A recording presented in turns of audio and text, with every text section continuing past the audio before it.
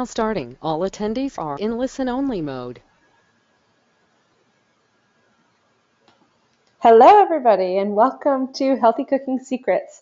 I just wanted to say hi a few minutes before the webinar actually gets started. My name is Rochelle Girardin, and I'm going to be your host for the night.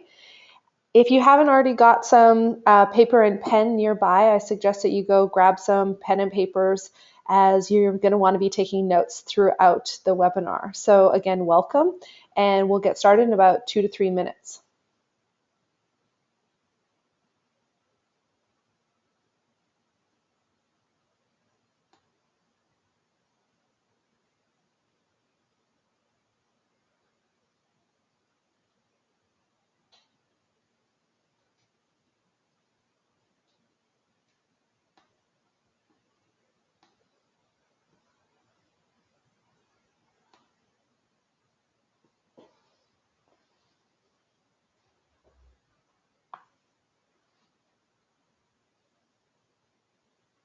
For those people that are just coming in and starting to trickle in, again, I just want to say hello. You're in the right place. It's Rochelle Girardin here.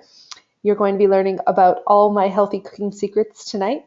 Well, not all. That would be too much to tell, but you get my top 3 at least tonight. So I just want to say welcome. Thank you for joining me for the webinar. And if you don't have a pen and paper just yet, I invite you to go grab one, and we'll get started in about a minute or so. For those of you that are around and you may have your phones handy or dashboards handy, you can start to interact with us via social media. My handle is @BeyondNourished, and we're going to be using the hashtag Healthy Food Should Taste Great during this webinar and for the weeks and months to come. As you start to use our tips and techniques and tools, I invite you to capture any of those great tasting moments with our hashtag. You can write it down: healthy food should taste great. Now I see we've got quite a few people in here. I see Debbie, I see Donna, I see Deborah, lots of D's. I see Joanne, Kevin, Robert, Patricia, Vivian. Hi, I just want to welcome you guys all. If you also want to tell me where you're broadcasting in from tonight, I would love to know kind of the stretch and the lay of the land that we've seen here. So again, the hashtag is @BeyondNourished. And for those of you that may not have taken a webinar before, you should be able to hear me at this point, and you should be able to see a PowerPoint presentation. Okay, so if you don't see those things, just send me a message in the chat so that we can address those problems and make sure that you have everything hooked up so you can see and hear everything for the next hour or so.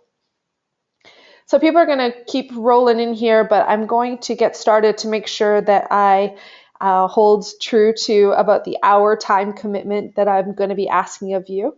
And I just wanted to make sure that you guys all knew why you're here.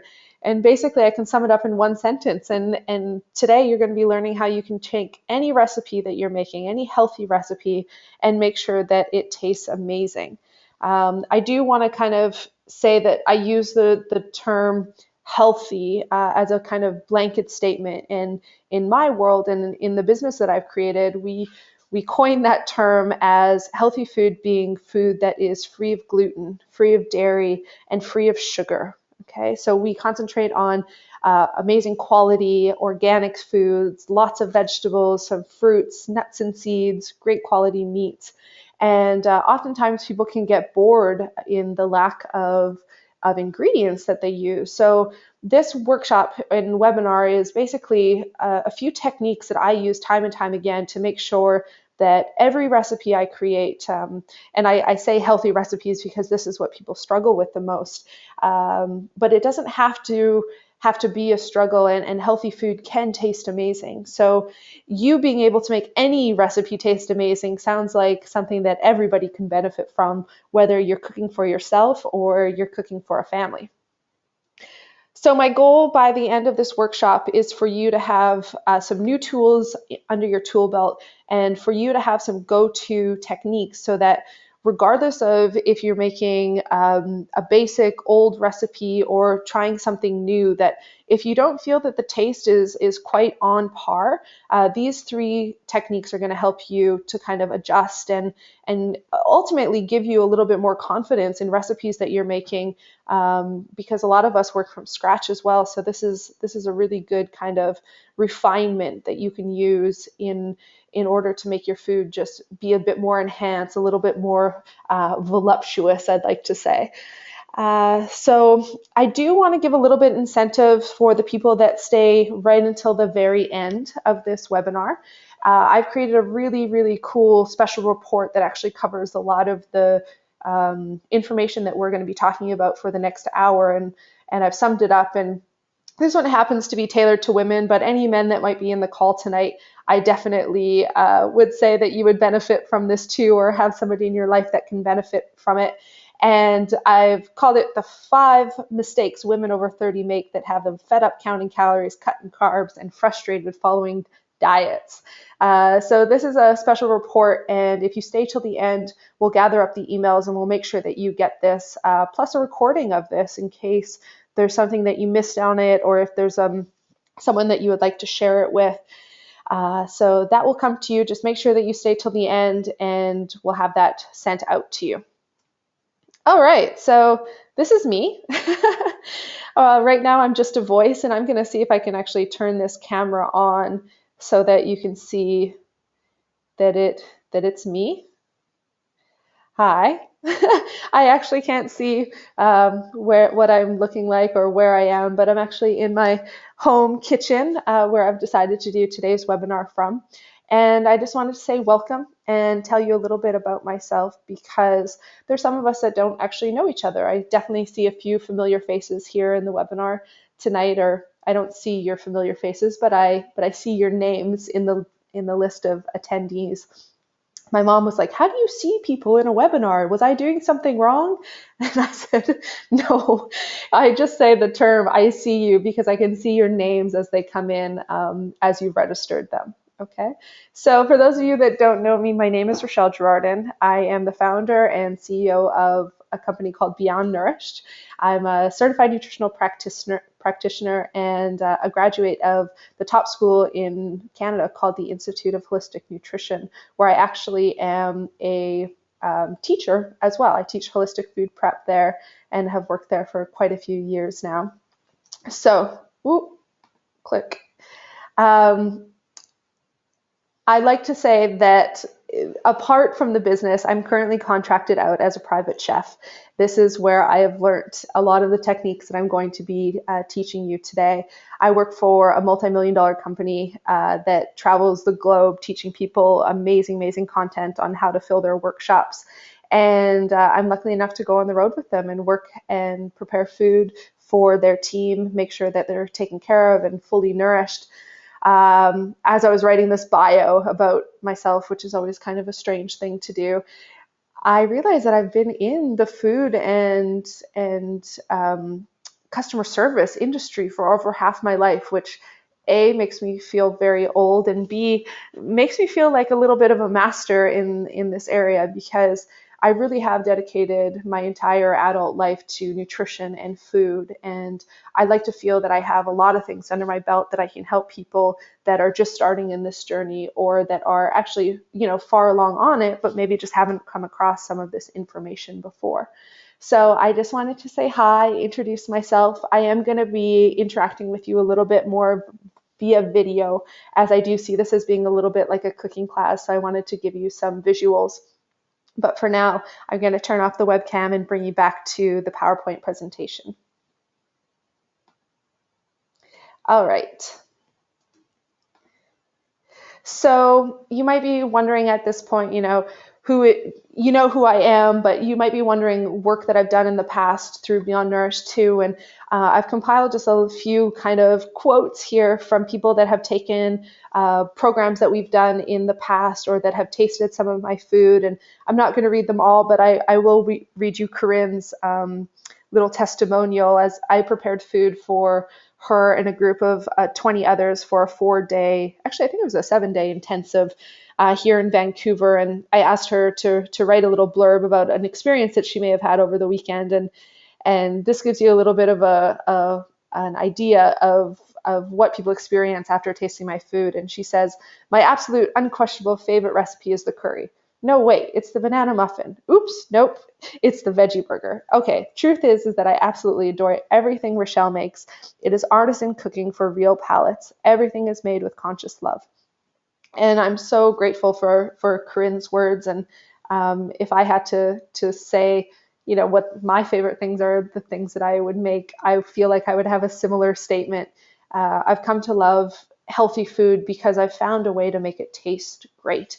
And I want to inspire everybody out there to make food that is not only tasty, but is also very, very nourishing to our body, our mind, and our spirit. Okay. So today, the top 3 secrets that you're going to be learning, and what I should kind of clear up is that these 3 secrets are not just blanket statements. They're not just 1, 2, 3 things that you're going to be able to check off a list. The 3 things have a little bit more of a deeper understanding, and that's actually what we're going to be getting into in the meat of this webinar. So I'm not going to waste any more of your time talking about agenda, and I want to just get right into where we're going to be going, which is with secret number 1. Okay, I'm going to teach you in the next 15 minutes how to season like a pro. All right, we make a very, very big mistake as most home cooks, and I can tell you right now that mistake is actually the thing that is most easiest to correct.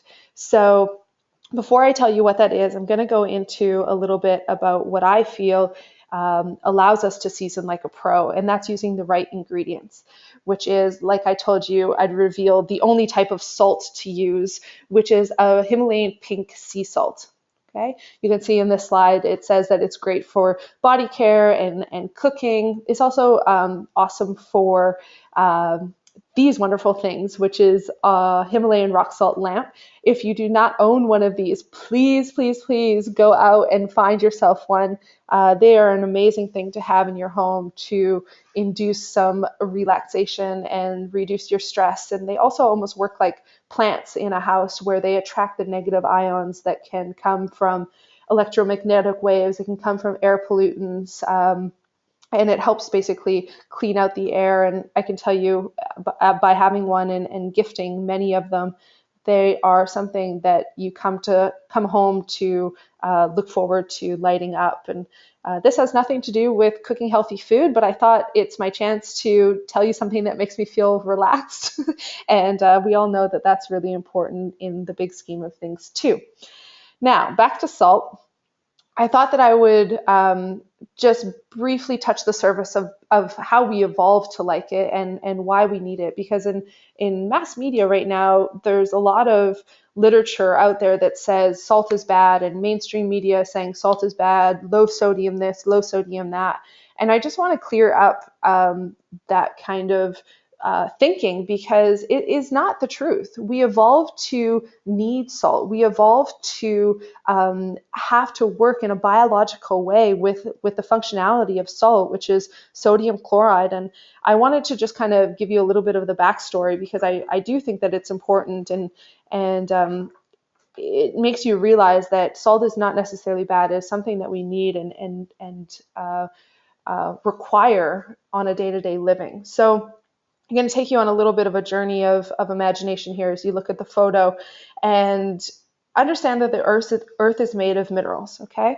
So when it rains, all of the rainwater is basically collected into rivers, and the rivers carry the water with the minerals into oceans. The minerals obviously are being picked up from the earth. And because salt, which is what I just said, sodium chloride, dissolves in water, the ocean ends up getting all of the collected amounts of it.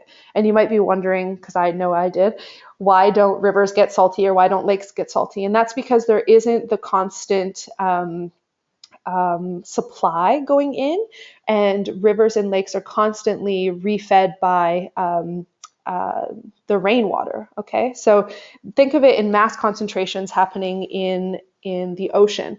And as sea-based animals evolved, they basically evolved to having to live in a salty environment. But as we evolved as land animals, we biologically still needed it, but we started to obviously function not in salt water. So know from a biological standpoint that it is imperative that we have salt, but there's a easier way to get it into our diets that doesn't involve the process that regular salt has basically undergone.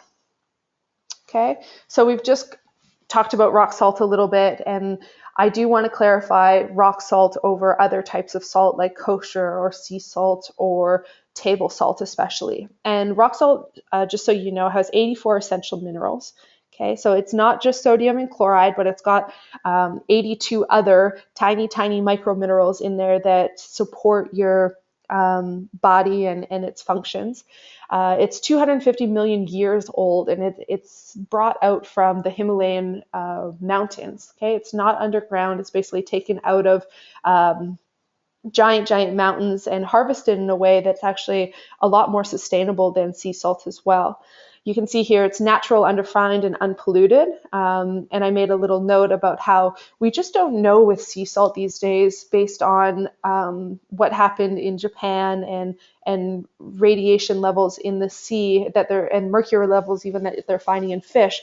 We just don't know if this is affecting the salt, and as something that we use, quite a bit of, it's important that we make sure that it's a very unrefined and unpolluted substance. Okay, so in my opinion, sea salt, you don't really know what you're getting sometimes. One other thing that I'd like to add is that sea salt is also a highly, highly marketed product that is often still chemically cleaned, chemically bleached, and just like, I don't know if any of you have ever heard this, but McDonald's years ago made a claim saying that their burgers were 100% real beef. Or, yeah, I think it was 100% real beef, only for it to come out in media later on that they had, or natural beef, I want to say. But they basically had trademark the term 100% real beef, and it didn't necessarily have to have any criteria involved under it. They just coined and trademarked that term so that they could use it as a branding tool. And sea salt has done the same. There's a company, or maybe even two companies out there, that have branded their name with sea salt in it, even though it's still a very chemically cleaned and bleached substance. And now a little bit about table salt. If you don't know, table salt is something that iodine has been added to.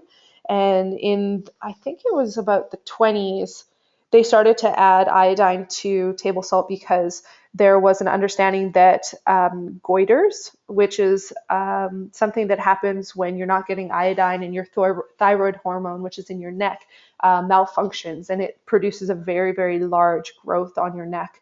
I actually had a slide in here for the goiter, but I decided to take it out because it was very graphic. But we, as today's society, can get iodine in our diets in a lot of other ways. We can get iodine through sea vegetables. We can get iodine in strawberries. We can get iodine in yogurt, cranberries. So there's many other ways that you can get iodine in our bodies. So if that's a reason that you're using table salt, please know that it is not necessarily a great source of iodine. I read quite a few studies that said that we don't even consume the amounts of salt needed to make iodine, and there are not really any reasons in the developing world to be iodine deficient. This is mostly something that's happening in undeveloped countries. Okay, so give up the table salt. Okay, give up the sea salt, move into rock salt. It is a little bit more expensive, but it really, really enhances the flavor of the food. And I'm going to show you a few tips and techniques how to make it a little bit more kind of go a long way, more or less. I don't want to bore you with a lot of the nutrition side of things because I know that you're here to find out more from the cooking element of things, but I wanted to give you just a little brief description about how important salt is for us, okay? To take out that fear in not using salt or always choosing low sodium and things like that. So these are the benefits. Just know that you need it. You don't need to know all of the points, but I just wanted to hammer home not to fear it. Okay. To get into the good stuff, which is why you're here, I'm actually going to turn the camera back on for the time being and show you two of my techniques that actually work the best in terms of how to season a dish. Okay. So I'm going to turn my webcam back on here. Hello, everybody. Again, I can't see myself just because the nature of the software that we're using, but please bear with me, and I hope that you can see my beautiful blue bowl here that's empty, but we're just pretending. So salt. This is a fine grind of Himalayan sea salt. You can also purchase it in coarse, which is right here. You can see these beautiful pink crystals, and it's just got a grinder on it, and it works the same. But for baking and things like that, it's really nice to have some fine grind on hand already. And I hope that you can see the richness of this color. I really have, again, no idea what you can see, but hopefully you can see how pink it is, okay? And this is, again, all of the minerals that we talked about, those 84 micro minerals and minerals that you can see in the salt. So my two pro tips for the time being, okay, are number one, when seasoning, make sure that you season from above. I know that it seems like such a simple technique and you're thinking, why does that make a difference? But when the salt hits whatever surface that you're trying to season, it literally distributes in flavor all over the dish, and you don't get one pronounced taste and enhancing of flavor at one side and then, no flavor on the other side, even if you mix it up. Okay, I can't tell you how many students I see in my cooking classes that will take a measuring spoon of salt, and let's say that we're making cookies, and they'll just take the salt and they'll just put it right in there like this, and it just stays in that one single spot the whole time for the majority of recipes. So please season from above, regardless of what you're seasoning, season from above, and it will guarantee to distribute the flavor and taste. Now, the other thing that people ask me a lot of is how much should I put? Recipes oftentimes don't give you enough salt measurements, or they give you too much, or they don't even know, you might not even know how to make that distinction. But what I've used as a really, really good tool is basically for every inch deep that your dish is, okay, what I do is I do just a general dispersion of salt, okay, once around. So every inch that you do, okay, you would do one kind of circular motion to cover the entire surface. So if you're making a soup and you've got a big pot of soup and it's, this deep, consider how many inches that might be, and know that you can basically do a good gauge by a general distribution of salt on each inch of surface area. Okay, I hope that makes sense for you. If anybody has questions about those, please feel free to just send me an email, or you can even pop it in the chat and say, hey, Rochelle, that doesn't really make sense to me. Please, go a little bit further with that. But yeah, too much salt or not enough salt, that's a really good gauge that I use to help people start to get a balance of the correct amount. Okay, I'm just going to turn off my webcam here and take you back to the slide. People, or you might be asking, can you use too much salt? Okay, and just like most things, yes, too much of anything is not a good thing. Just so that you know, we actually have receptors on our tongue that are very, very sensitive to salt and sugar. And I read a lot of studies in the last couple of years because I'm really fascinated of the overconsumption of food more than anything. But we have these receptors on our tongue, and salty and sweet actually need to be balanced out. And this is called our bliss point. And it's actually the thing responsible for us wanting to, eat a bag of chips and then all of a sudden say, oh, I need something to counteract that. I need something sweet. And or if you eat a chocolate bar and you're like, oh, now I'm craving chips.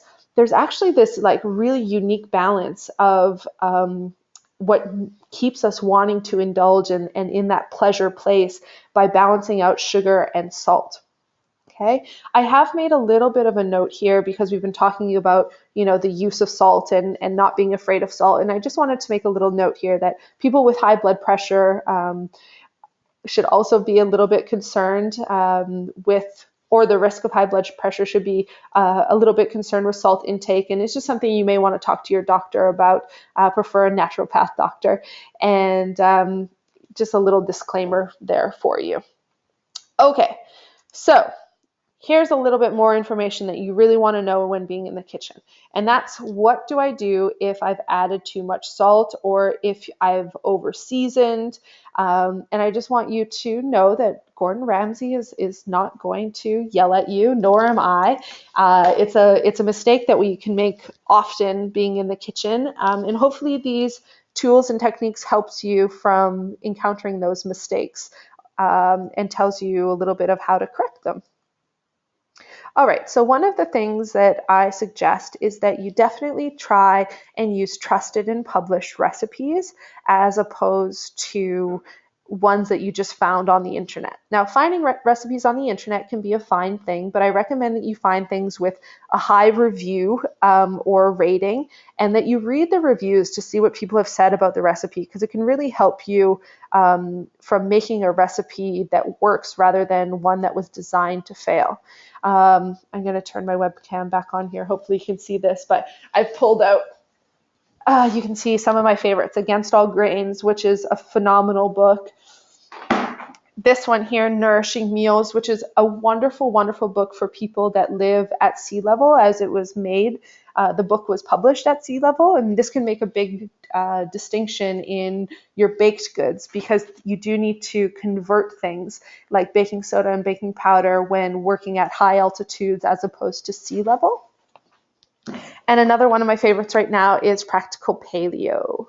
So I just want you to know that I use these books all the time. I create recipes from inspiration from them. I make recipes that are in them because they're perfect the way they are. They don't need any modifications at all. And it's in your best interest to not waste your time in the kitchen making recipes that were never, ever set up to work. Okay, so use something trusted and use a published recipe that you can guarantee is going to be delicious. Okay, all right. So I see this all the time. People ruining recipes by dumping the entire container into the dish or into the bowl.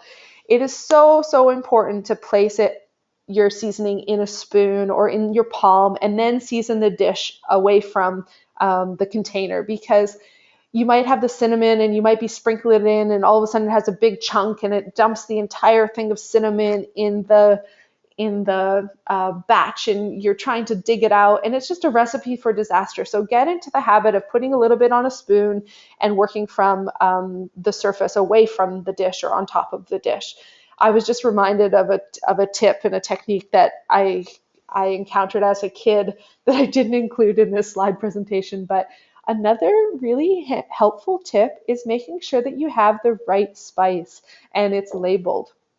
I once ate my grandma's shepherd's pie with, or I think it was mashed potatoes or shepherd's pie, one of the two, and it was covered in cinnamon, and she had thought that it was paprika. So make sure that you always have the right spice on hand and that your jars are labeled correctly. All right, another tip is always start with a little and work your way up. When I work with people and try and build their confidence in the kitchen and help them just feel a little bit more at ease with following recipes or cooking from scratch, I always get them to just start with a little bit of seasoning and then work your way up. This is really important when working with salt and when working with spice. Don't be afraid to taste your food as you're making it, and always adjust the seasoning as you feel fit. Now, this requires a little bit of time, practice in the kitchen for you to understand, a dish and what might make it feel or taste really delicious for everyone rather than just yourself. And I can tell you right now that big mistake that I was talking about that we all make, it's basically under seasoning our dishes. Okay, so don't be afraid to get things to a level of really enhancing the flavor with salt. So I don't think I mentioned this yet. Salt actually helps stop the bitter flavors from arising from a restaurant or from a recipe, and it can pronounce the sweetness and the sugar in a recipe. So bitter is something that usually off puts us, and sweet and salty is actually something that we've come to enjoy more, and there's more opiates in our brain that are basically like, oh, this tastes good, feed me more, which is when, especially when we're making healthy food, we want people to be thinking about.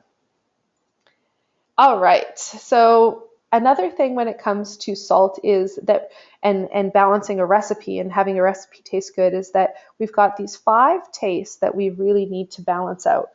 And each one of these can be achieved with using different ingredients. So something like salty, and you might want to write this down, you can achieve it by using things like seaweed, rock salt, miso, or soy. And a sweet, you can use something like honey, molasses, maple syrup, fruit. Sour, mostly achieved with citrus, vinegar, or wine. Bitter, cacao powder or cocoa powder, and beer often. Okay, you may have never heard of umami before, but this is a taste that can be summarized as savory. All right, and it's kind of a new term, and it does fall under the salty category, in my opinion, a little bit, but it's mostly achieved with aged, dried, or cured ingredients. Things like bacon, seaweed can also be used here. One thing that I didn't include on this slide, though, is that there is research showing a 6th taste, and it's ironic because it happens to be one of our 3 secrets today, and it's fat. And they're saying that the receptors on the tongue are actually being able to pick up the taste now, not just the texture of fat, and how we're desiring it and we're lusting after it. So consider all of those when making your dishes. People are usually shocked to see how much salt I actually put in baked recipes and things like that, because it really does help enhance and bring out flavors.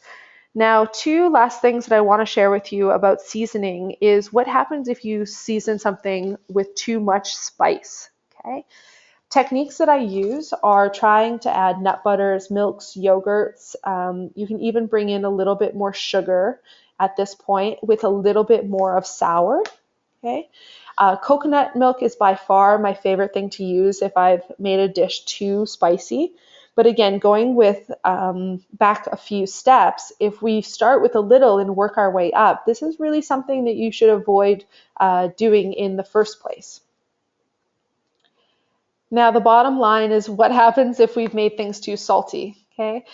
And I can tell you that this is the hardest thing to fix in a recipe. I know that we've all been there before where we've just made something and we've accidentally overdone the salt. And the 2 things that I find work the best, they're not always foolproof, but I do find a large percentage of the time they work, is that you can dilute whatever recipe you make, or you can bulk up the recipe you make. And I give the example of when you're making hummus, it's always nice to have a little bit of chickpeas on hand so that if you've put in too much lemon or you've put in too much salt or seasoning, you can always just add in a little bit more of chickpeas and a little bit of water to help balance out that flavor. Now, just remember your cost perspective when trying to correct an over-seasoned dish. You don't want to keep adding things in it that's costing you a lot of money to the point where the recipe wasn't salvageable in the first place. So if you've oversalted way too much, like let's say you've dumped the container in there, it's really important that you probably just throw it out, because you're going to end up wasting a ton of money, and we don't want that in our kind of repertoire. Just throw it out, move on, you live and learn. Okay, being in the kitchen is meant to be free and easy, and if you make a mistake, you make a mistake. It's how you learn. So this just summarizes our 6 tips that I've just discussed to you about. Hopefully now you have a better understanding of what to do if you've overseasoned a dish. And the verdict of what's kind of underneath the secret of learning how to season like a pro is always, number one, use rock salt to season. Okay, remember, season from above and season liberally or deliberately on each surface for as many inches as your dish is deep. Never under season your dish, remembering to taste along the way and starting with a little, and then using all those 6 tips, which again, if you want to write them down quickly, are right here. Give you just a second if, oh yeah, I see a few people are writing. Thanks for leaving the slide up. One more second. Hopefully you got that down. And I'm going to be moving right into our second secret, which is knowing how to make proper substitutions when you're going from old recipes into new recipes, or when you're wanting to try out something that might be, something in your repertoire that maybe doesn't have the healthiest ingredients and you're really ready to make that jump. I just want to distinguish between 2 things first, though, which is substitutions in baking and substitutions in cooking. Okay, these are very, very different, because in baking we have to consider the science of and the chemistry of the ingredients. There is actually something of a chemical reaction that needs to happen. So making substitutions is not so cut and dry, whereas making substitutions in cooking is a lot easier, because we can simply change out vegetables, or we can use a different grain and stuff like that. And I just want to kind of blanket that for the time being, and we're going to get into it just a little bit more. Before we get into the baking side of things, I do want to talk about what gluten does in a recipe. And if gluten is not a term that you're familiar with, or if you haven't really understood what gluten is, it is a protein that's found in certain types of, actually I think I have them here, certain types of grains. You can see here that we have wheat, rye, barley, kamut, and spelt that all contain gluten, which is a protein that, if you've ever heard of people with celiac disease or people that might have a sensitivity toward it, this is the protein that they're actually sensitive to. And when they ingest it, it causes all types of different reactions or digestive disturbances. And on the left side of your screen, you'll see the types of gluten-free grains that you can move into: quinoa, rice, buckwheat, millet, amaranth, oats, sorghum, and teff.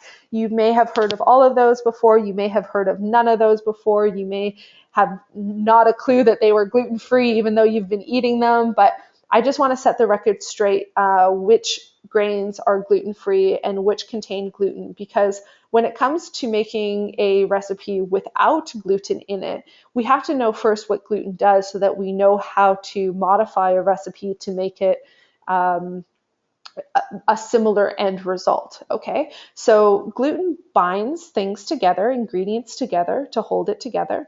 It allows for structure to be stable afterwards. There's an elasticity that's formed when gluten is in a recipe.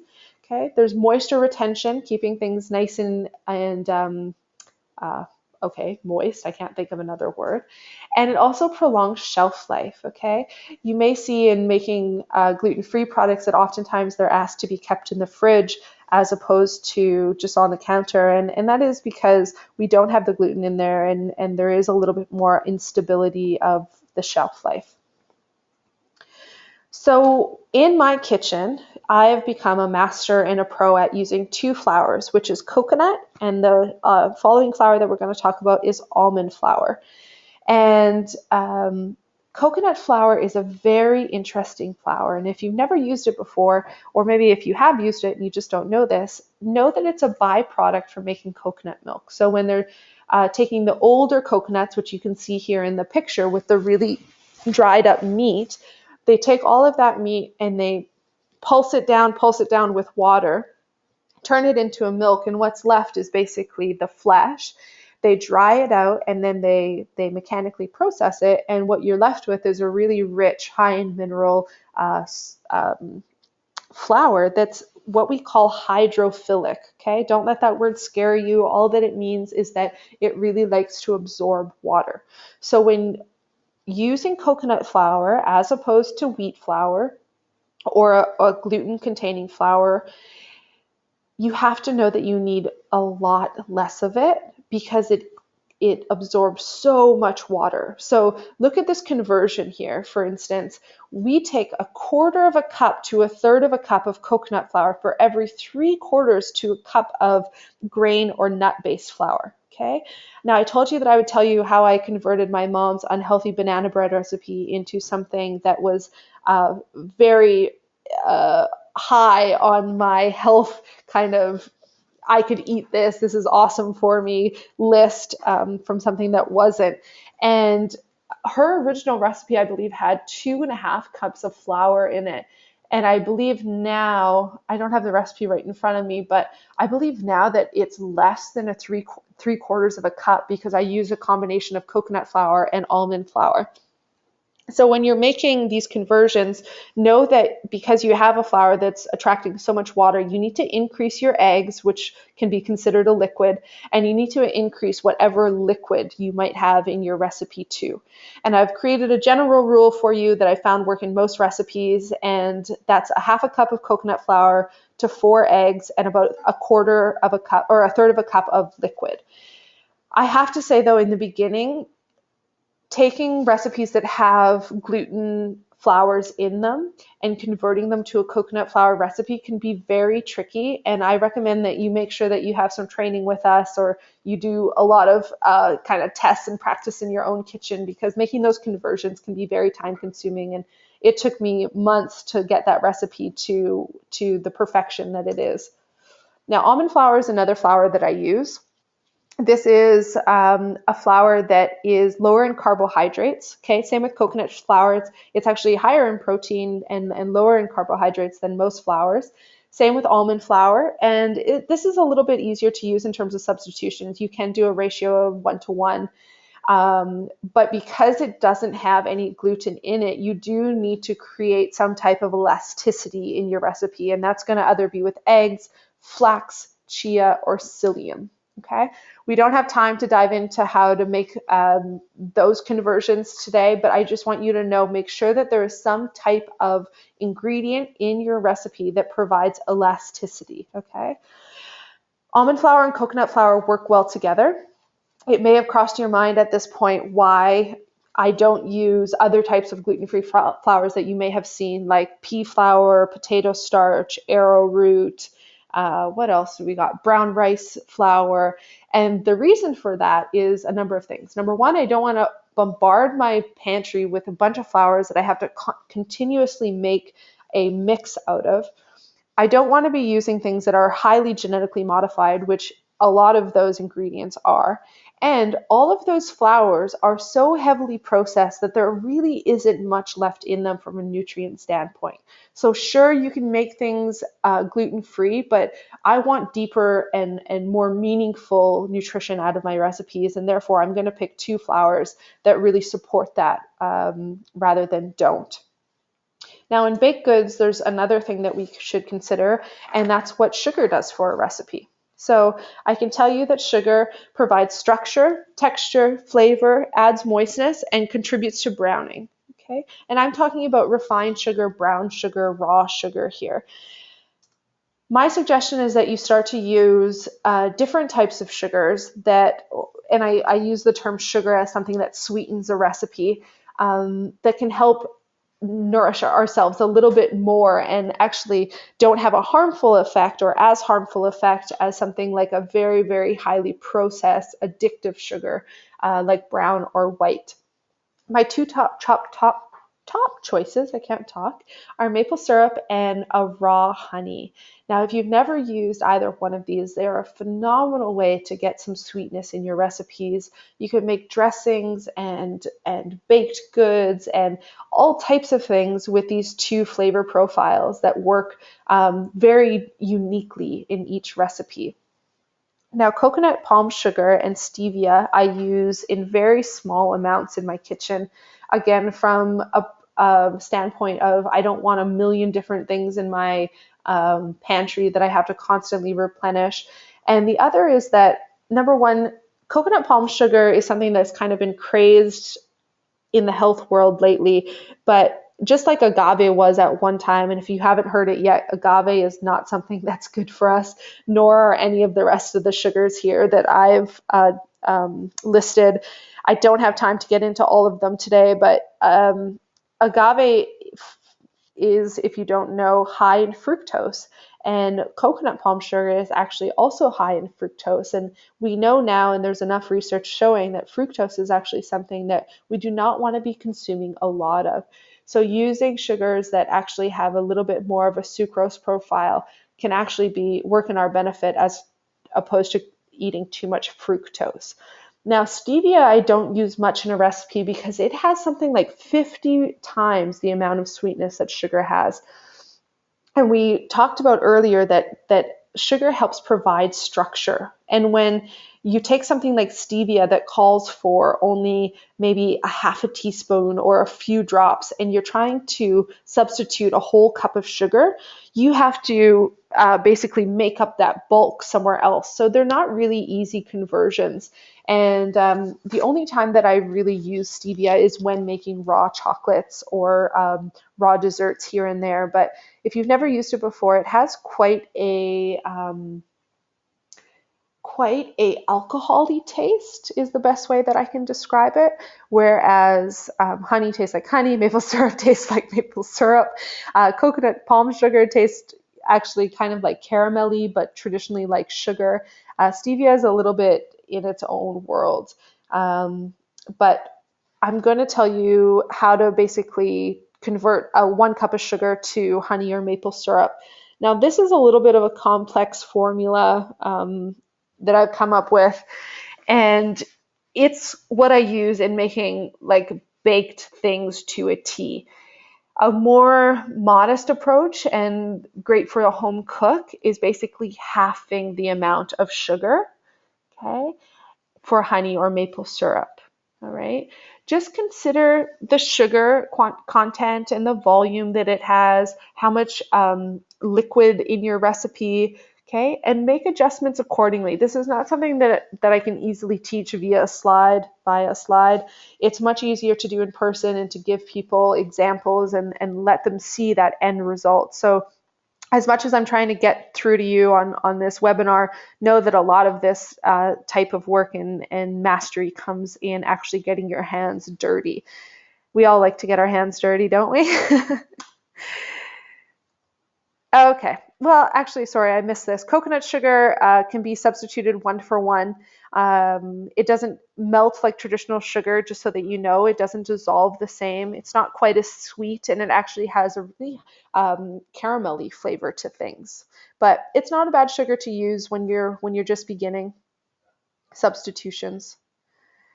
Okay, gluten-free cooking. We talked about this a little bit, and the difference, in my opinion, is that there's just less science and less of an art form behind it. One of the things that I get asked all the time is, if I'm not going to be eating gluten, what else am I going to be eating? And you can see that on that grain list that we had, the non-glutinous grains really shine compared to the ones with gluten. But the problem is that most of our processed products, most of our convenience style food is made with gluten in it, because those products are usually very cheap to make and to labor. I've put together a little slide here of all things that don't contain gluten, that are amazing tasting, that are really great for you. They support our health. And you might be thinking, oh my gosh, there's chicken and steak on there. Yes, they support our health too.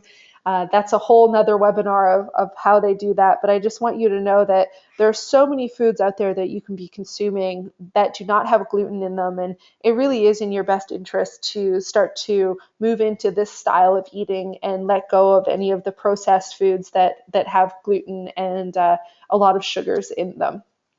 So to recap, this secret number 2, which is learning how to make substitutions, know that using coconut and almond flour is in your best interest, as well as maple syrup and honey. Okay. And this third point is something I talked about at the beginning, and it's basically that you don't want to try and convert unhealthy recipes to healthier versions in the beginning. Get some experience, put your hands to practice, And as you start to develop your confidence, it's really going to be easy for you to see how to make those transitions. But in the beginning, stick to recipes that are already made for you, that have gluten or that have coconut flour as their base, that have almond flour as their base. And then you can start to play around with other recipes as you get more confident. All right, moving into our last of the secrets, and this is using fat for flavor. Just like salt, there tends to be a fear of fat, as the 80s brought a huge craze of a low-fat system. And I think that it's even the mass media is doing a good job now reminding us that there are healthy fats that we should be consuming, and what those might look like. But just to give you a little bit of an idea of what the stretch that food companies have gone into to follow a craze is in the 80s, when the non-fat movement was working its way through. Pringles, this company, chip company, started to put something called Olestra in their product, and Olestra was used as a way to take the fat, well, as a flavor enhancer of fat when they were removing the fat, so that they could market this as being low fat, but they still wanted to give it the taste, because fat actually, what we talked about in the flavors and the taste, is our sixth taste, which we want more of, which we're designed to want to eat. Okay, and so here they are thinking that it would do this wondrous thing, which would make people continue to eat their product even though it was low in fat, but it caused excessive abdominal cramping and loose stools, and basically gave people diarrhea. And within a few years, they actually had to take it off the shelves. Let alone giving you diarrhea. Olestra inhibits the absorption of some vitamins and other nutrients. And it's just radical to think about that this can be on a product. And number one, a lot of people don't even read it. And, there's this to blame in terms of processed food, and it's something that people don't look at. So I applaud you for making the steps and being interested in making your own food at home. And yeah, it's really a movement that we're doing, and I applaud you for that. Okay, so let's get our fats straight, because they're not all created equal. Fat 101 here. On the left, you're going to see all of the amazing choices of high quality fats to choose. And on the right, it's not so lovely counterparts and things that you want to 100% avoid, or as best as you can. I'm going to start with the avoid list, and a lot of these made it on here for a number of reasons, but the main reasons are, most of them are genetically modified foods. Okay, this is also referred to as GMO, and it has severe effects in the body that we're not even 100% sure of at this point, because they're so unresearched to this point that they won't even do mass studies on human beings in large doses. But it's funny because they can put small doses in all of our food, and we're getting build up of it. And it's why we're seeing a lot of the mainstream chronic illness that we're seeing, even though people aren't coming out right and saying it's because of genetically modified foods. There is so much relationship to what's going on in our current health and our food system. Okay, so a lot of them are genetically modified. A lot of them are heated way, way past their smoke point, which means that they've actually started to denature, and they've taken their cis bonds and they've converted into trans bonds, which is also where we get the name trans fats from. Things like margarine and even that fake vegan butter you see are they go through like a hydraulic process, and it really denatures the product. And the relationship that food has on our body is that our body is no longer able to recognize it, and it has a real harmful effect and can cause things like premature aging. Okay, it can have effects on our brain as well.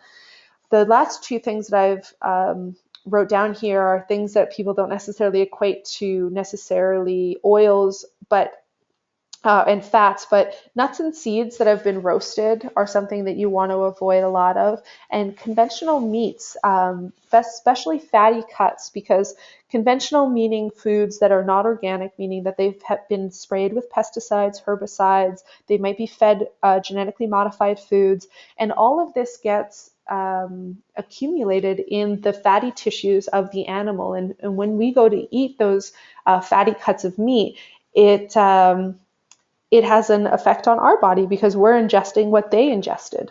So moving into the eat side of our chart, you want to choose things that are grass-fed, that are organic. You'll see butter and ghee. Ghee is clarified butter, if you've never heard of it before. And it's for people who can't tolerate any lactose. They usually can tolerate ghee to some degree. Both of those are really wonderful things to cook with too. Eating coconut, which is really awesome. MCT oil, if you've never heard of it before, is a odorless and tasteless oil that's manufactured from coconut oil, and it's something that we use a lot for a quick source of energy. You'll see that we have free-range eggs, the grass-fed meat fat and marrow, avocado oil, macadamia nut oil, that's supposed to say cacao butter, 78% or higher chocolate, and organic extra virgin olive oil. So you might be wondering, well, what are some of the benefits of fat? I want to also clear up the notion that fat makes us fat, because it does not. It is actually something that allows us to increase our metabolism, and it promotes weight loss rather than encourages it. And if you don't know this, or you never heard me say it before, it's sugar you need to watch out for. And sugar in the larger sense is actually carbohydrates. Okay, so eating a lower carbohydrate diet and a higher fat diet is actually in your best interest when wanting to lose weight. And it might seem counterintuitive, but the science behind it is there. And maybe we can explore that on another webinar in the near future. Would you guys like that? Type it in. Yeah, a few people said they're in. That's good.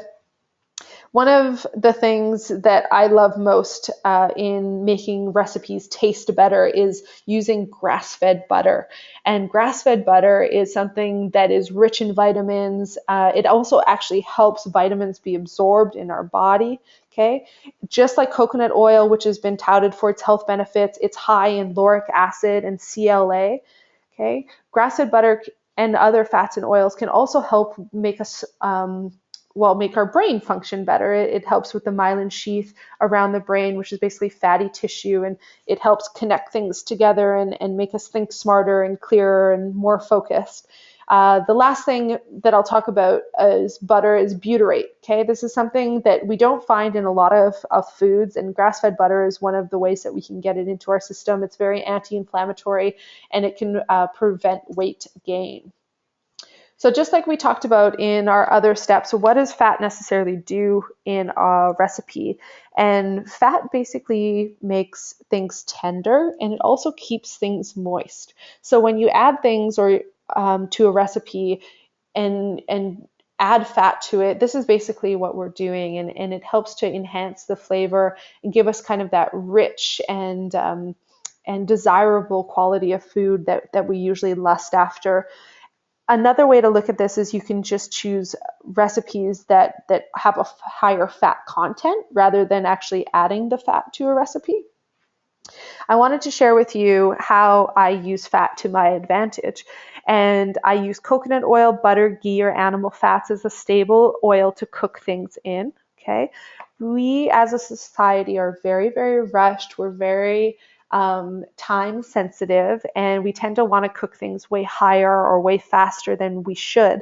And I just want to say, if there's anything that you can do for yourself and for your health, it's cook things on a lower temperature for a longer period of time, okay? Even when using coconut oils and butters, we can overheat them, making it an unstable oil, which has harmful effects in our body. So what you want to do is do a medium style heat, keep things around 350 or so, and just take a little bit of longer time to prepare your food. MCT oil, a lot of you have never probably heard about it before. It can be purchased at any health food store or health food grocery store. I love, love, love it to dip my sushi in with a bit of rock salt, and it makes great salad dressing base because, like I said, it's odorless and tasteless. And honestly, I pretty much put it on everything with a little bit of rock salt to enhance flavors, and it is so awesome. I don't have to worry about making so many salad dressings and different types of sauces because I've really come to love the flavor of whatever it is that I'm flavoring more than I love the sauce that goes on top of it. But it does help to enhance it with a little bit of fat, okay, like butter or MCT oil, and a little bit of rich salt, like rock salt, okay. Coconut butter and coconut oil is great for baked goods.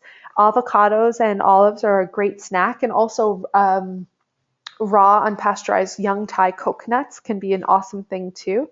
And using avocado as a spread on breads or crackers is really great. If you use margarine or butter, well, butter, as we said, is fine, but it can help take out that margarine, and it's so, so yummy if you've never had it on bread before. One of the things to look for in fats is all about quality, though. And these are some words that I've put together that you want to start to look for. Virgin, cold pressed, first cold pressed, organic, pastured, free range, and grass fed. Do your absolute best to try and get those types of products. So to summarize the last of our 3 secrets, this one being fat. Don't fear fat.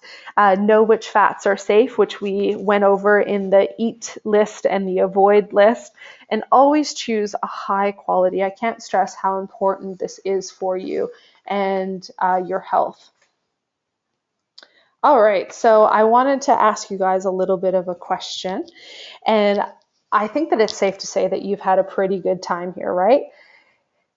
You've learned some new and exciting things, that you can start putting into practice, and you're feeling good and inspired to make some changes. Maybe I've told you some things that you've never heard before, but also maybe you're feeling a little bit overwhelmed because I know an hour isn't very long, and it can seem like a lot. And I imagine that you're really excited into using some of these techniques, but you might be feeling like, holy cow, she just said way too many things. And I'm also feeling a little bit overwhelmed or uncertain of what we covered today.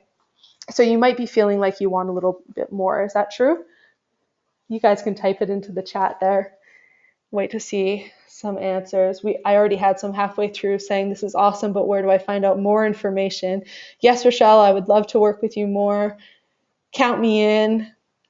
So the question I have, which is already up on the slide, is how many of you would like to work with me directly if you haven't already and help you with everything that we just talked about? Because like I said, it really does have to do with that valuable hands-on experience, and I can film as many of these webinars as I can in a day, but the truth is that until you put the knowledge into practice, it is not enough. I think I have a slide in here at some point that basically says, the information is not enough. It's about the practice. So let me ask you one other question, and that's, when it comes to your health and your diet, what are your goals and what stops you from achieving them? Our goals can look like a number of different things, and I invite you in the chat here to write down some of your goals. And we already have a few coming in saying, I want to lose weight, I want to give up sugar, I want to spend more time in the kitchen but don't know where to find that time. These are really, valuable things, and I want to know also what stops you from achieving them. And I'm just going to see if people have a moment to let in some of those. And I see here time, knowledge, I just don't know where to start. So there's definitely some things that come up for people. But when it comes to the goals, I put together a few slides here of what I've seen in past clients and personally as well. Your goal might be that you want to lose weight and that you want to, fit into that beautiful white bikini and feel confident in the sun. And it might be that you want to build more muscle or get into more shape, run the marathon that you haven't run. It might be that you want to improve your sleep. I can't tell you how many people I'm dealing with that have insomnia, and I want to say how related to diet that is. Maybe you want to build up your confidence in the kitchen, okay? Spend more time getting your hands dirty, sorting out recipes so that you can cook for yourself better, that you can cook for your family better, that you can spend less money eating out. You can quit wasting so many groceries that you buy because you'll know what to do with them. That's easy and quick. Maybe it's being more comfortable in your body as it is now. Maybe it's not about changing anything, but maybe it's the headspace around how you feel about yourself, and when the clothes do come off, what are you saying in your head over and over again, because those thoughts really begin to shape us. Maybe a goal for you is getting rid of some of the medication that you're on, or all of the medication that you're on. I find with clients that a lot of them feel like they're operating at a level that isn't necessarily performance, because they're doped up on so many different types of medications to deal with different types of ailments that they might be feeling. And our last goal, which I think all of us want to achieve to some degree, is that we want to live a little bit longer. We want to see more. We want to experience more. We want to do more. We want to see our children grow up. We want to see our grandchildren grow up. And I just want you to know that it doesn't matter what goal you might have. It all starts with how we nourish ourselves. And it's not just about the food that we put in our body, but it's also about how we take care of ourselves. It's about what you're thinking about. It's who you surround yourself with. And I'm sure you guys have all heard this before, which is you are what you eat. And I really do love that statement, and I couldn't agree with it more. But I have to tell you that it goes a lot deeper than that, because the truth is that we can be eating the healthiest diet in the world, but if you're stressed out all the time, or if you're surrounding yourself with people that are just sucking your energy, or even if you're not doing things like sleeping at night, dealing with a lot of negativity, self-limiting thoughts, chances are, even if you're improving your diet, your life may not necessarily improve. Okay. So what I've done is I've created the perfect opportunity for you, somewhere that you can go and you can deal with some of the stress. You can get into a relaxing environment. You can learn the knowledge that you need to learn, and you can have the time to actually put it into practice. And from the beginning of you taking part in this opportunity, my goal is to basically thank you for putting yourself first, for really taking ownership of the fact that you deserve this, and that life is short, and that it doesn't matter, what are the things that might be stopping us, or what excuses I might have, but that I'm far greater and better than any of those things that might be stopping me. So the beginning of this opportunity starts with us basically doing everything for you, from picking you up to dropping you off. What we've created is a wonderful getaway for you, where we encompass rest and relaxation in some of the most beautiful sceneries that we could find, and brought in different types of practices to really help you realign and rejuvenate what's underneath, and get in touch with some of the simpler things in life, so that life doesn't necessarily need to feel so heavy or so burdened. And on a week-to-week basis, you really know how to nourish yourself with the information that we're going to be giving you. What we've created is a 4-day, 3-night stay in this beautiful, stunning Whistler chalet.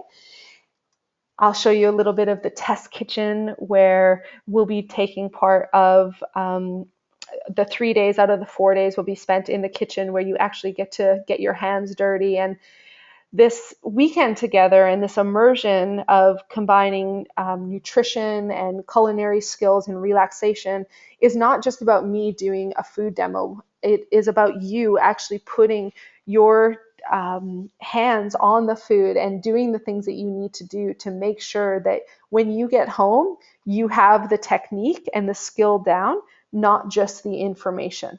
Okay, so does that sound good to you? Because I know that that's one of the things that I get from a lot of people, is that they don't really know. They know everything, but they don't know how to put it into practice. So we're going to be basically doing a 15 new recipes for you guys to learn. And it doesn't matter if you're a pro or if you're a rookie, there's definitely amazing things to learn out of this workshop. And the people that we have signed up already definitely range in confidence so far, but we know 100% that they're going to be getting a lot out of it because we make tailored and specific formulas for each person. It's just a matter of tweaking things a little bit.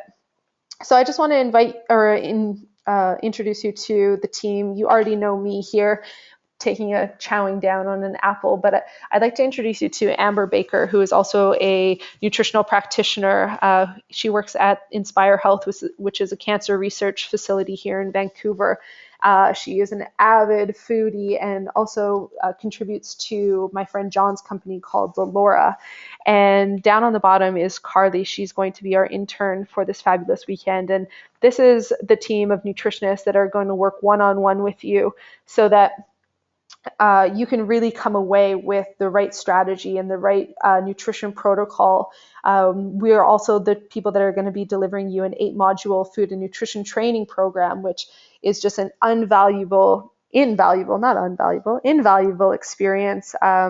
that really invest in your future and can really help with a lot of any of the digestive disturbances that you might be experiencing. We're your team. Here's a few more shots of the kitchen. As you can see, it's so stunning. This is the community table that we'll be enjoying many meals together. A cozy fireplace, and where most of our circles and group sharing is going to take place. Whoops. Another shot of the living room and the kitchen. A couple shots of the beautiful bedrooms with stunning views. Lots of privacy. It's going to be springtime for these first couple of retreats that we have offering to you. And I can tell you that this photo is not fake. It's actually the shot from the backyard. Hopefully we'll get to enjoy a few meals out on that beautiful table and spend some time in that awesome hot tub as well.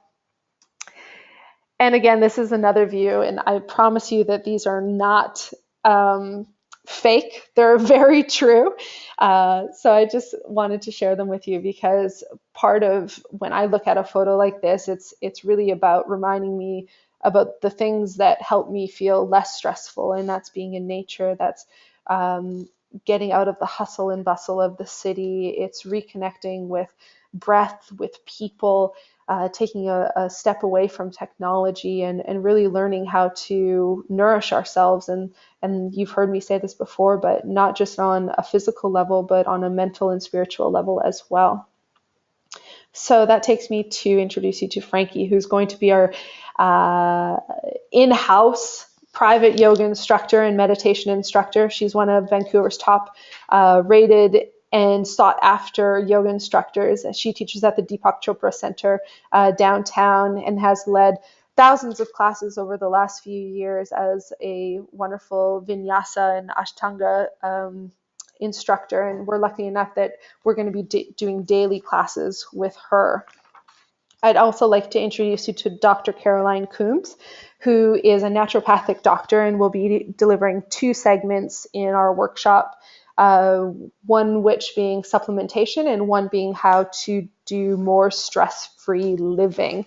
And I know, this weekend is definitely a lot more stressless than living in the city or living in your current place. But how do we take that level of relaxation and bring it into our home?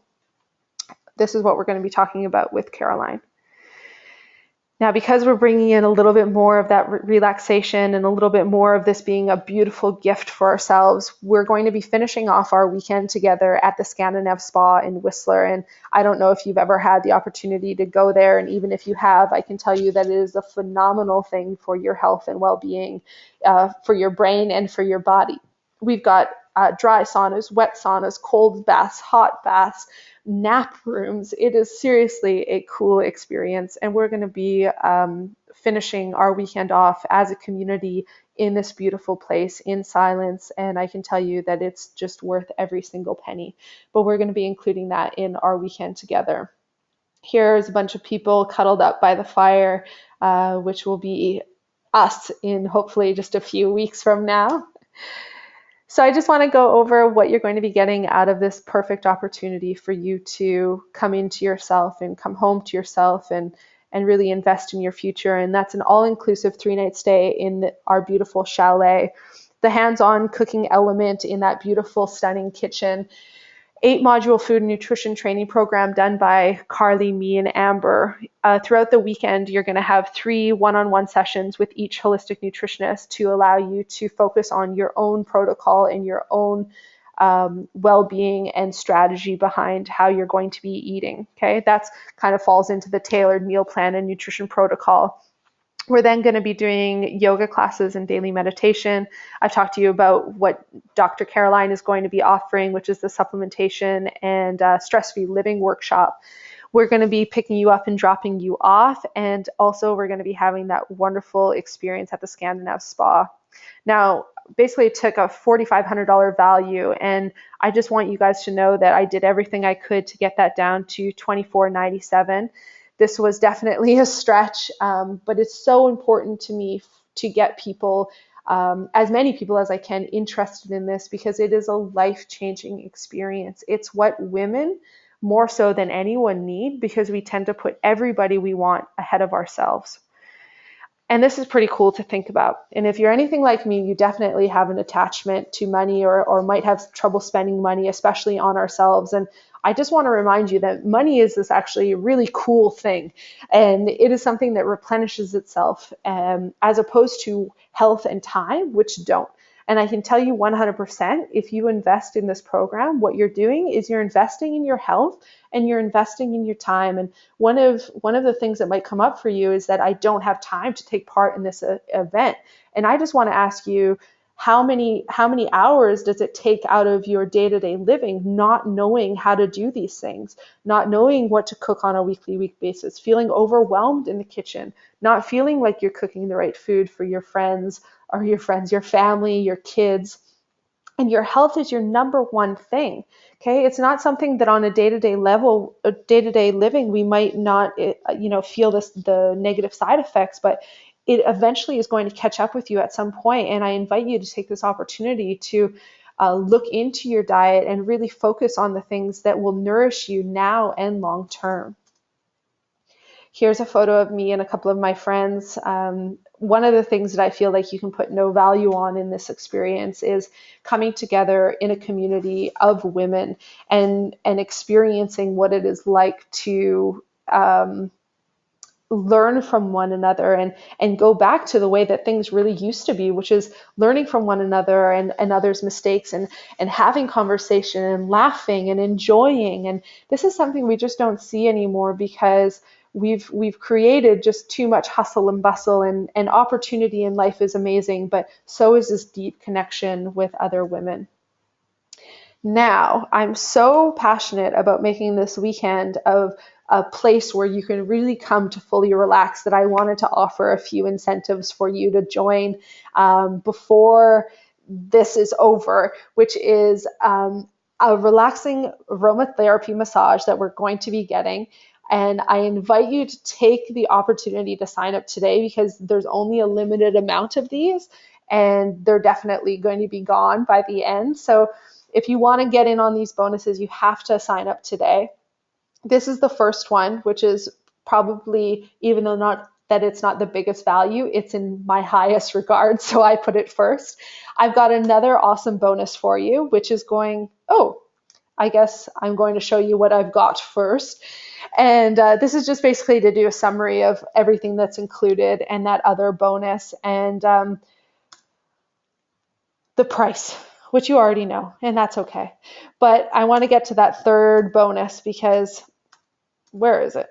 Oh, just screwing things up. Anyways, I'm going to go back to this.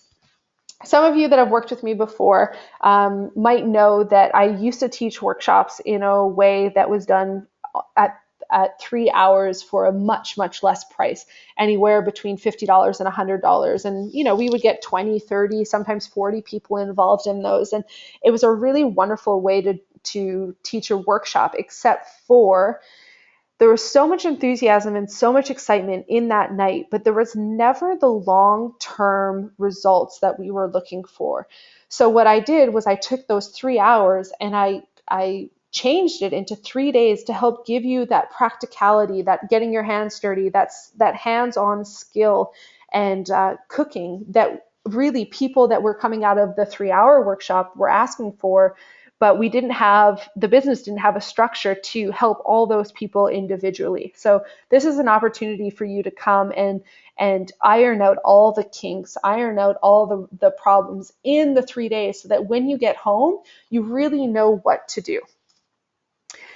So we already ran through these, but it's not a big deal. I'm so driven, so committed to making sure that this workshop is an absolute beautiful experience and success that I don't want anyone not to have an excuse to come. So the best that I could do was lower the price to $19.97. You already know this because I blew it, but you've got another bonus coming, which is probably one of the reasons that you should be enrolling in it, regardless of the amazing relaxation part of it and all the rest of the things. Having the second bonus is something that you could pay this price for. If anybody's feeling drawn because they don't want to pass up the opportunity of getting that first bonus, you can click on the link here. And also know that if payment is an issue, we can offer a payment structure for you.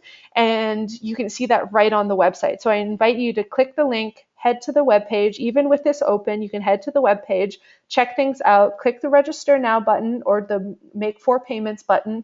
If you have any questions, you can also just type it in the chat here or send me a personal email and I can get back to you at any time. In your head, you might be kind of going through things back and forth, back and forth, back and forth.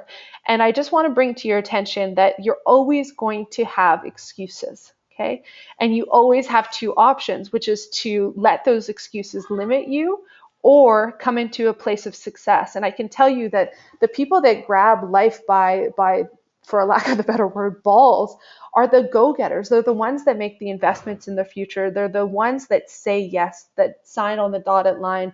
And there's the people that let excuses tailor their lives. And let this be an opportunity where you're on the inside looking out rather than vice versa. As I said, money always replenishes itself on a week to week or a month to month basis.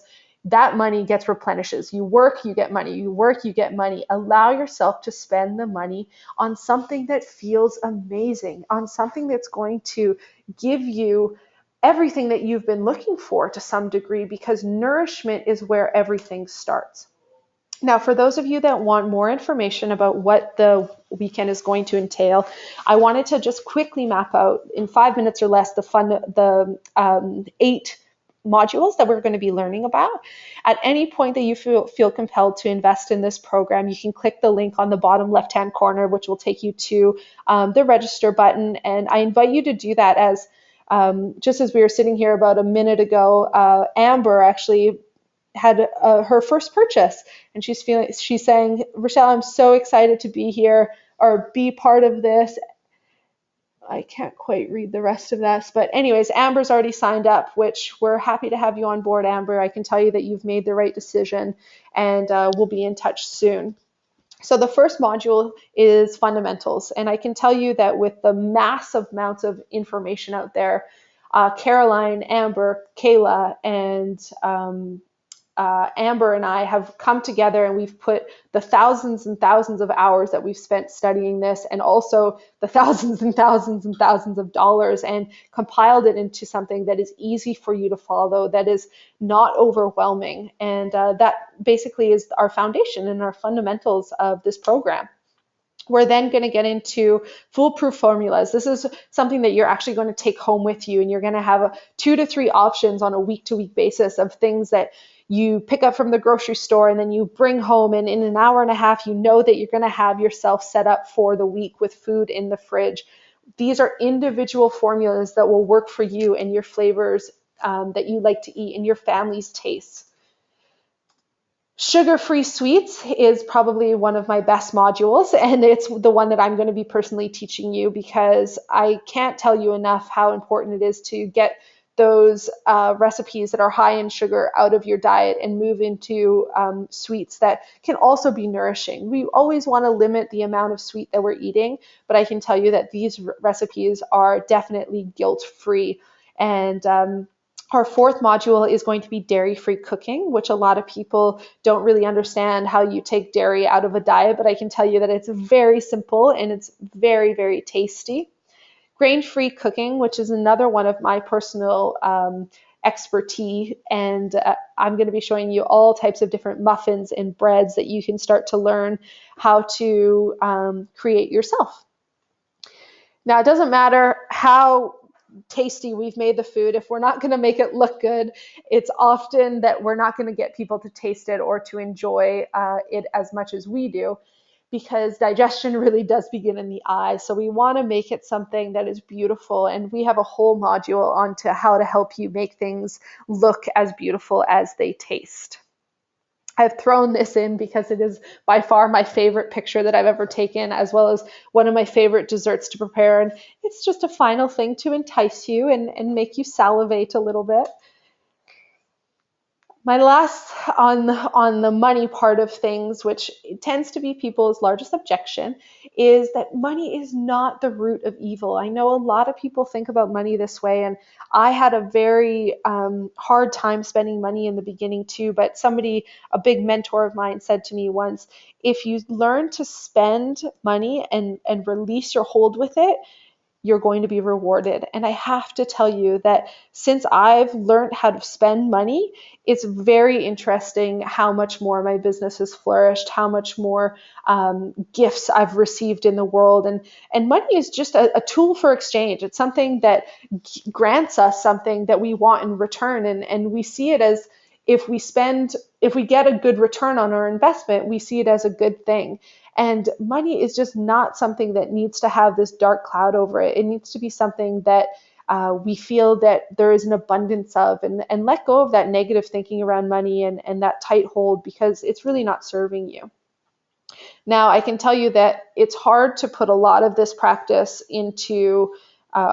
information into practice without some assistance. And this is the bonus that I was talking to you about, because out with the old and in with the new is never an easy thing, but it's always worth it in the end. And as an added incentive, what we've done is we've made a 30-day accountability program and giving you an individual coach that you will have for 30 days after this workshop, which guarantees you to put this information into practice. We are there when you need us. Okay, we're going to be putting all of the program together for you, and then we're there for you when you need us, because these transitions require support. You're not only going to have the support of the other women in the group, but you're going to have our support, expert support. The last bonus that we have in store is unlimited access to Beyond Nourish recipes. If you guys don't know this, I've created an online platform that allows people to create their own ebooks, and I've spent hundreds and hundreds of hours creating recipes, finding the recipes from some of the most amazing chefs I know, and compiling them into these easy to follow and read recipes. So we're going to give you unlimited access to the hundreds that we have, so that, again, you're using those trusted and published styles of recipes. So in total, everything that you're going to get is a value of over $6,000. And it was so much fun for me to put this program together, because I was really thinking about people just like yourself who need an opportunity to just step back and re-establish their connection to their own life and to themselves. And I've done this in a very, very strategic way, and it ended up coming up to a value of $6,000, and I did absolutely everything I could to make it the cheapest price that I could for you, which is the $19.97. If you want to get those bonuses, you have to act now, because we have limited of all of them. And I can tell you that 30-day accountability coach is exactly what you need in order to make this a lifelong change. This isn't just a one-off program. It's something that's really going to help take things from level 1 and amp them up to level 10. So click on the link here. If you have any questions, you can type it in the chat, send me an email, do what you got to do. We have payment plans available for those of you that need a little bit more time to pay off the full tuition.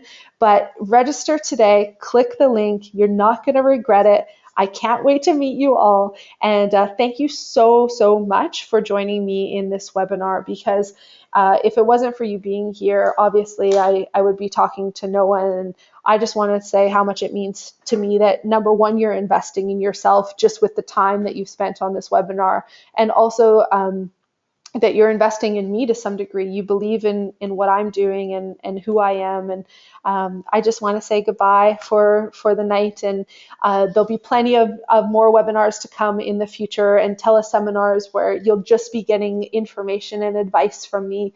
I'm hoping to put together a bit of a cooking class demo as well, so that we can get you on here and you can learn and see how I do things. It's not in person, but it can be a step in the right direction. So thank you again for joining me tonight. I appreciate each and every one of you, and I see your names there, and I know I don't see your face, but I'm deeply, deeply thankful. So have a wonderful night, and thank you.